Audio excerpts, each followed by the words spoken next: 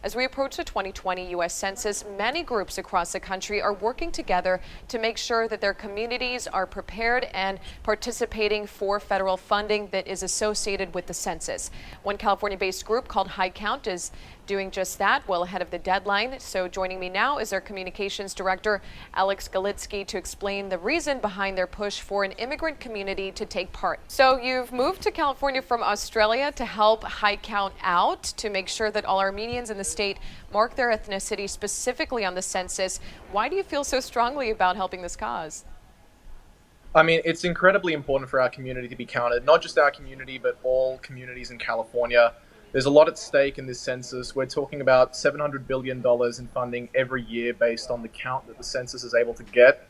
We're also talking about congressional seats and the apportionment of congressional seats and the allocation of electoral college votes in future elections. And California really has been at the heart of the undercount of the U.S. population based on its large immigrant community and its large undocumented community as well.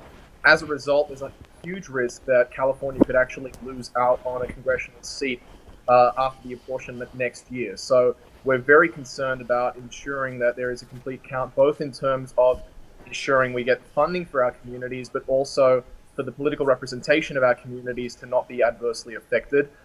We've also seen, as I mentioned, in communities, immigrant communities, particularly across California and the country, there is a severe undercount. Using the Armenian community as an example, we estimate as an organization there to be about 1 million Armenians in California alone, but the last census in 2010 recorded fewer than 250,000. So with less than a quarter of our community actually counted in the census, there's a serious risk that we're not going to receive the adequate funds to ensure that our community is serviced for the next 10 years.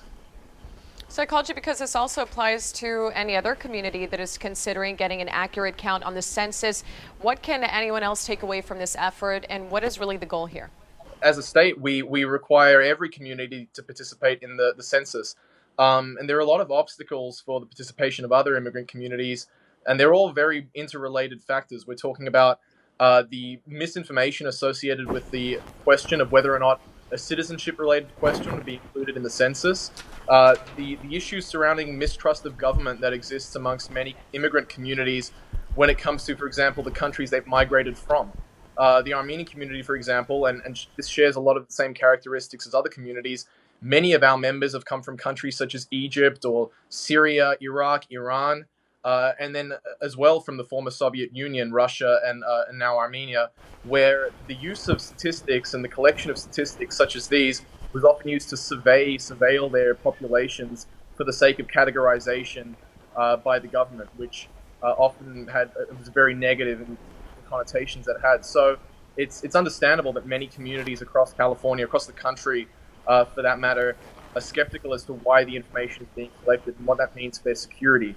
Although that being said, the census has invested a lot of money in assuring those communities that none of the information collected in the census can be used against you by any court of law or by any government agency or department. So part of the challenge here for all of us is to ensure that there is accurate information about what the census does, how that information is used, and how important it is in terms of funding and congressional seat allocation for our communities to be represented accurately in the census.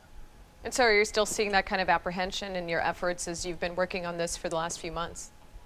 Absolutely, especially amongst the recent migrant communities. Unfortunately, these communities that have the greatest apprehension towards the census are also the ones that have the most to gain from an accurate count, because we're talking about the provision of language services that will improve accessibility to federally funded services, for example, as well as services that will help immigrant students be enrolled in schools, or language funding for our communities to ensure that our cultural education lives on and isn't stymied at all by a lack of funding. So it is incredibly important, but those communities are the ones that are historically most undercounted and the ones that the Census Bureau and our organizations will have the hardest time actually reaching out to. And we're already seeing that.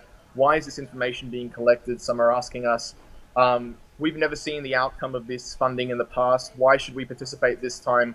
Why is the government wanting this information from us? There is a lot of misconceptions surrounding why this information is being collected.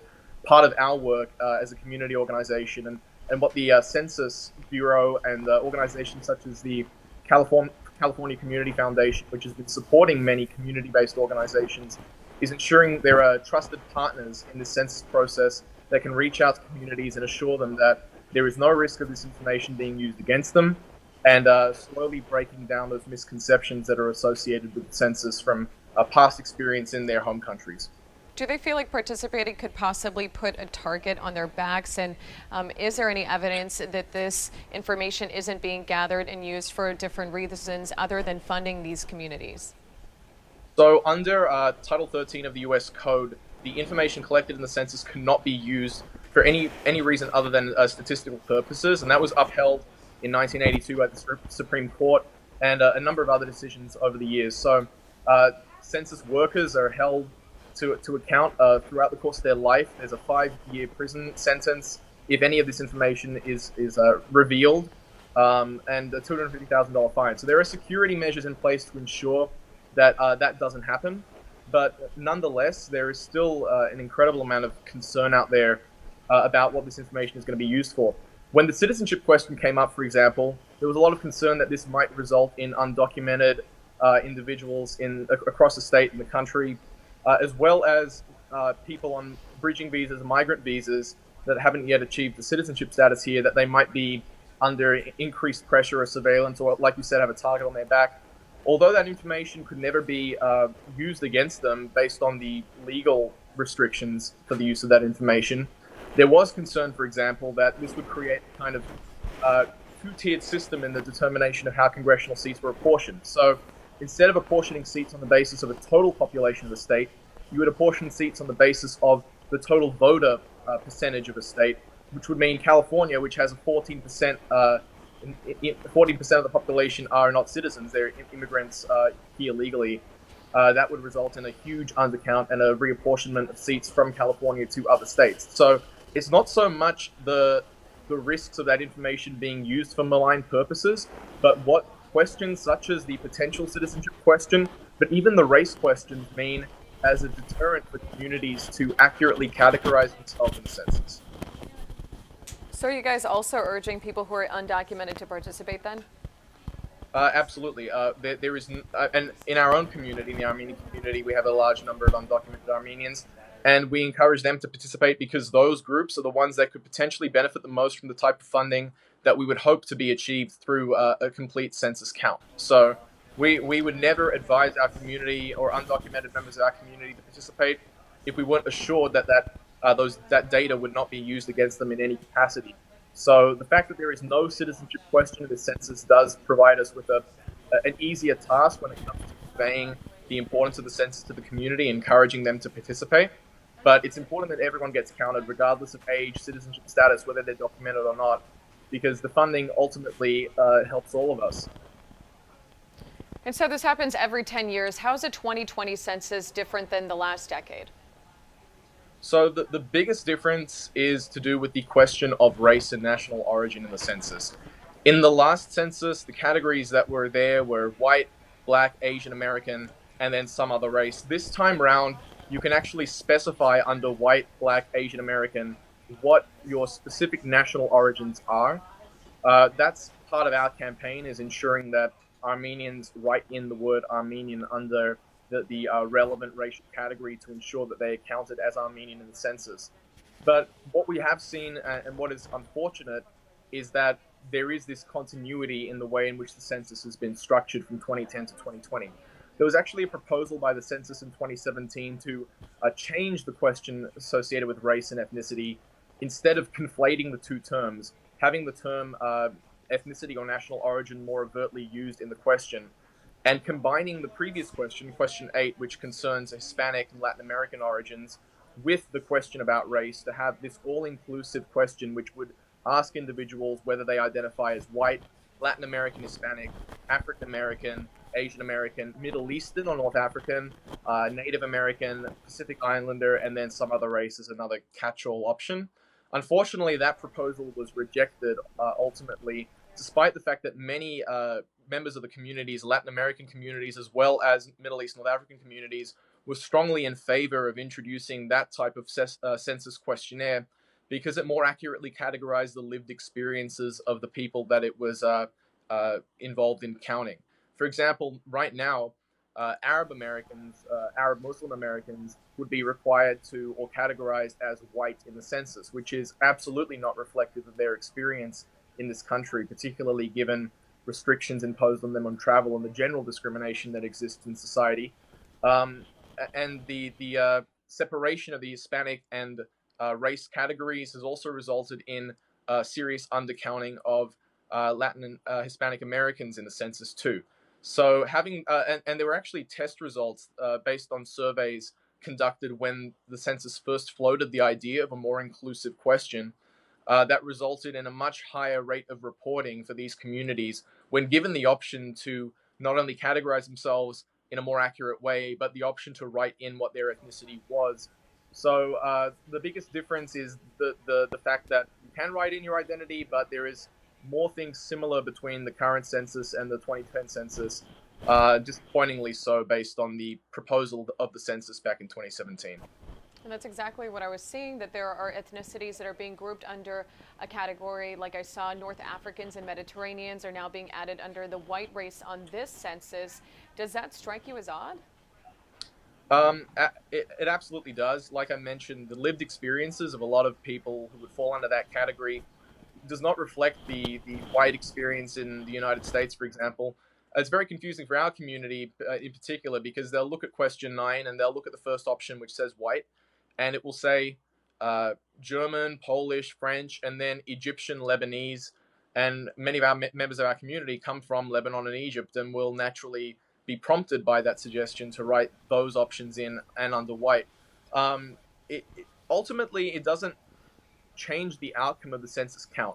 Whether or not you write your identity in under some other race or white, it still gets counted in the end. But the issue here is just in terms of how people self-identify and whether or not being told to categorize themselves as white is going to be a deterrent for many community members who don't see themselves as white, who don't identify as such, believe it to be an exclusionary category that doesn't accurately reflect their experiences, particularly given the state, the general sentiments towards Arab Americans and Muslims in this political climate. It makes it very difficult for us to encourage a complete count of our community when the categories that are used are so exclusionary.